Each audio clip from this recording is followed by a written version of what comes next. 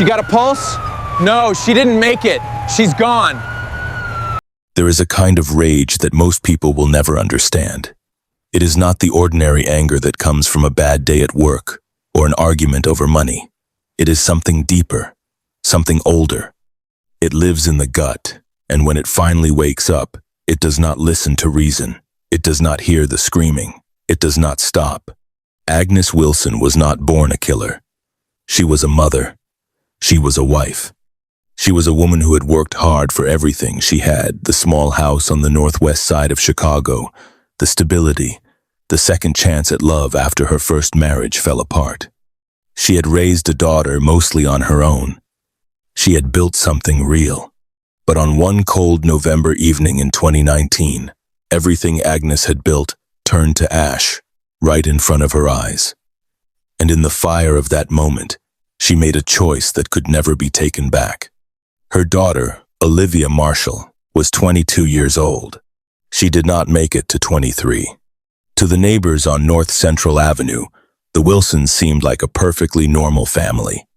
Agnes Wilson, 47, was the kind of woman people described as tough but warm.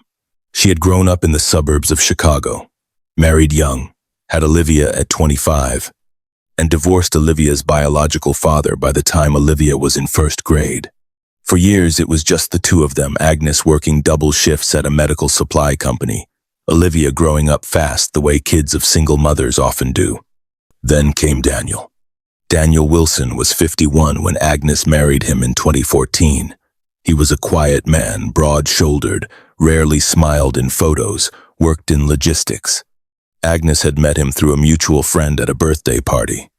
He was steady. He paid his bills. He did not drink too much or shout or disappear on weekends. After the chaos of her first marriage, that kind of steadiness felt like love. Olivia was 17 when Daniel moved in. She was not happy about it. That much was clear from the beginning. She barely spoke to Daniel at the dinner table. She kept her bedroom door locked. She called him your husband when she talked to Agnes, never Daniel, and certainly never Dad. Agnes told herself it was just a teenager thing, that Olivia would come around. Olivia did not come around.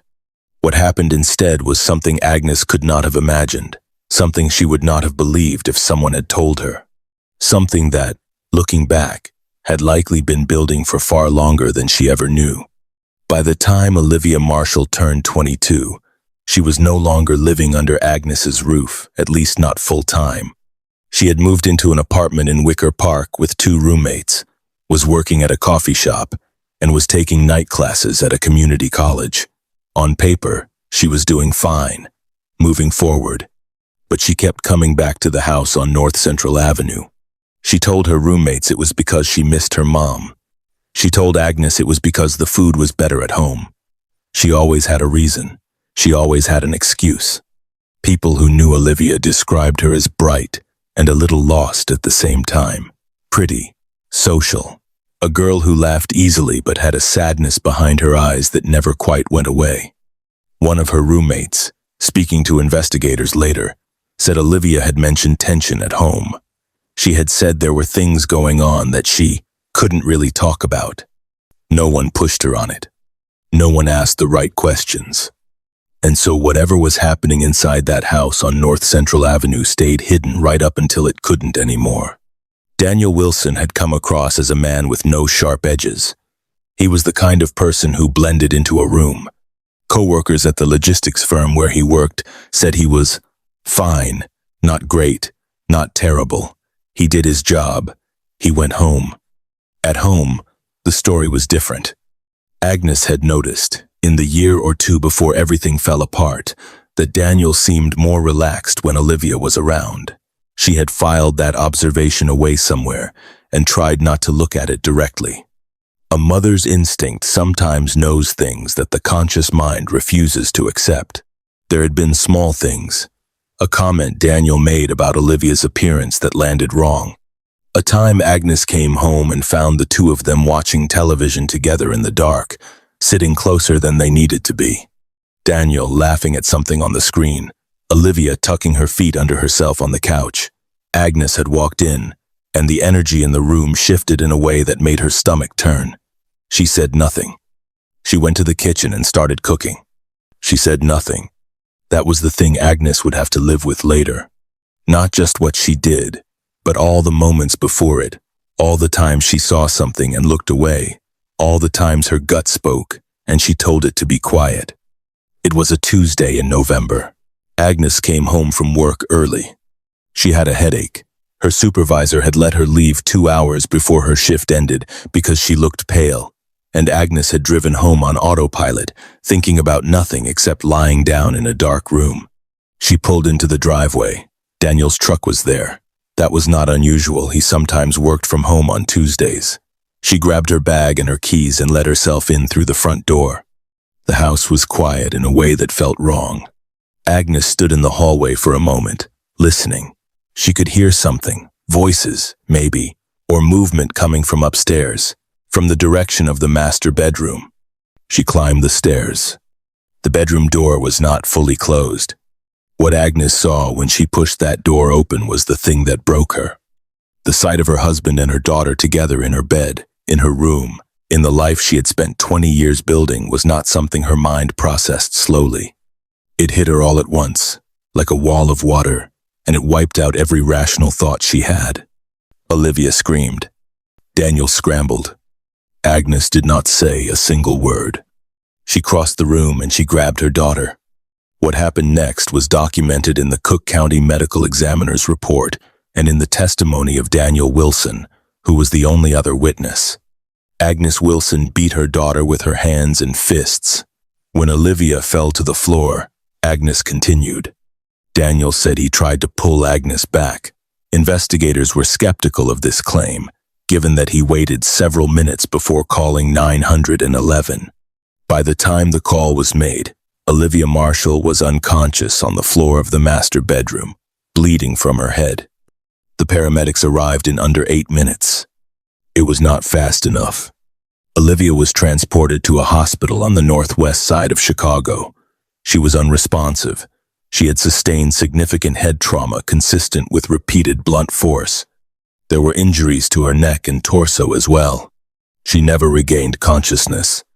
Olivia Marshall was pronounced dead 14 hours later, on a Wednesday morning in November, in a hospital room with a window that faced a gray Chicago sky. She was 22 years old. Agnes Wilson was arrested at the hospital. She had not tried to run. She had not called a lawyer.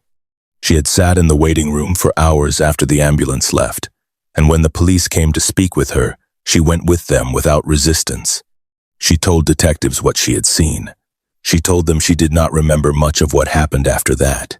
She said the next thing she clearly recalled was standing over Olivia and realizing her daughter was not moving. She was charged with first-degree murder. Daniel Wilson was also taken into custody and questioned extensively. He was not charged with murder, but the investigation into his conduct with Olivia opened up an entirely separate and deeply disturbing chapter of this story. Evidence gathered during the investigation suggested that whatever had happened between Daniel and Olivia had not been a single incident. Text messages recovered from Olivia's phone painted a picture of a long and complicated entanglement, one that had started, according to some of those messages, when Olivia was still a teenager living under that roof. Daniel Wilson was ultimately charged with criminal sexual abuse based on evidence that the relationship had begun when Olivia was 17, a minor, and he was her stepfather. He maintained that everything between them as adults had been consensual. Prosecutors told a different story about power, manipulation, and a man who had spent years grooming a girl he was supposed to protect. The community on North Central Avenue was stunned. Neighbors who had waved hello to this family for years stood in their doorways talking in low voices, trying to make sense of what had been hiding behind those walls the entire time. Agnes Wilson's trial began in the spring of 2021, delayed by the pandemic and the usual backlog of the Cook County court system. Her defense attorneys made the argument that Agnes had acted in a state of extreme emotional disturbance, that what she walked in on triggered a psychological break so severe that she was not fully in control of her actions. They brought in expert witnesses to talk about trauma, about betrayal, about the way certain shocks to the human mind can effectively shut down the reasoning parts of the brain. The prosecution was not moved. Their argument was straightforward. Olivia Marshall had not attacked anyone. She had not been armed. She had been in a bedroom. And whatever she had done, whatever choices she had made, whatever her relationship with Daniel Wilson actually looked like from the inside, she did not deserve to die for it. Not at her mother's hands. Not at anyone's hands. The jury deliberated for 3 days. They came back with a verdict of guilty of second-degree murder. The judge, in sentencing, acknowledged the extraordinary emotional circumstances, but was clear that no circumstances made what Agnes did acceptable under the law. Agnes Wilson was sentenced to 22 years in prison. Some people in the community thought it was not enough. Others thought it was too much. Nobody thought any of it was justice, exactly because there is no outcome in a case like this that feels like justice. There is no sentence that brings Olivia back. There is no verdict that makes the story make sense. Cases like this one leave behind questions that never fully get answered in a courtroom. The biggest question was one that haunted everyone who followed the case. Did Olivia have a choice? The text messages recovered from her phone showed someone who was conflicted, sometimes scared, sometimes confused about her own feelings. A therapist who reviewed the messages for the prosecution described a textbook pattern of grooming the way Daniel had inserted himself into Olivia's life when she was a teenager, built a dependency, created a dynamic that looked, from the outside, like a mutual relationship but was, at its core, built on a profound imbalance of power. Olivia had been 17 when Daniel moved in. Her mother had been working double shifts. Her biological father was not in the picture. Daniel was the adult man in the house, and he had used that position in ways that the law and basic human decency could not excuse. None of that made it into the public conversation the way it should have. The headlines, when the story broke, focused on the mother who killed her daughter.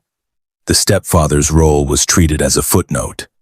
His charges, which were serious, got a fraction of the coverage. That imbalance bothered a lot of people who worked the case. A victim's advocate who spoke to local media after the sentencing put it plainly, "We are talking about a girl who was manipulated from the time she was a teenager by a man who was supposed to be her protector. She was a victim long before the night her mother walked through that door. That should not be forgotten." It often was. Daniel Wilson's case moved more slowly through the court system. He maintained throughout that his relationship with Olivia as an adult had been consensual and that he had done nothing illegal. He hired a skilled defense attorney who worked to cast doubt on the timeline and on the interpretation of the text messages. The jury in his case saw things differently. He was convicted of criminal sexual abuse and sentenced to 8 years in prison. 8 years for what investigators believed had been a years-long pattern of manipulation and abuse that began when his stepdaughter was 17 years old. 8 years for the thing that set every other event in this story into motion. Many people felt that 8 years was not enough. His attorney, of course, felt it was too much. Daniel Wilson began serving his sentence at a state correctional facility in Illinois in late 2022. He has not spoken publicly about the case since his sentencing. The house where this happened was sold in 2020, while both Agnes and Daniel were awaiting trial. No one from the family lived there anymore. There was no one left.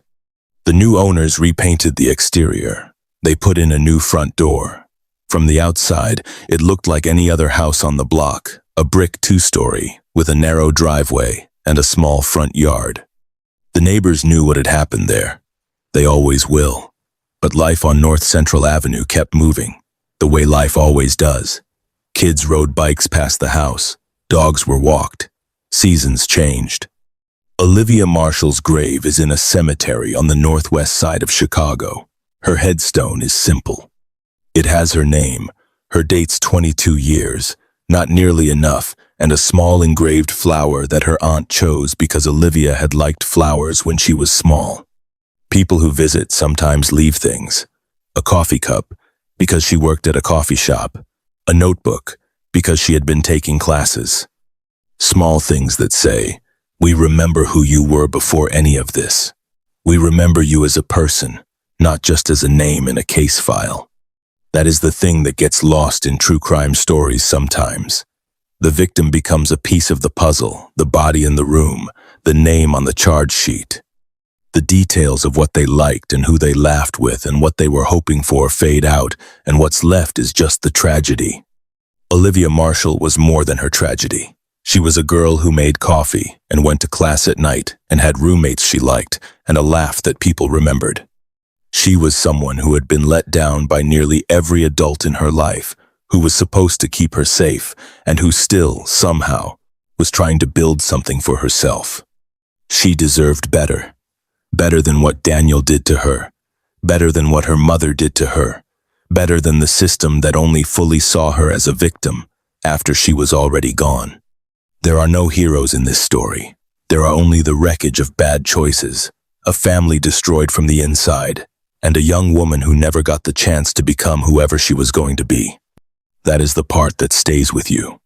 That is the part that should.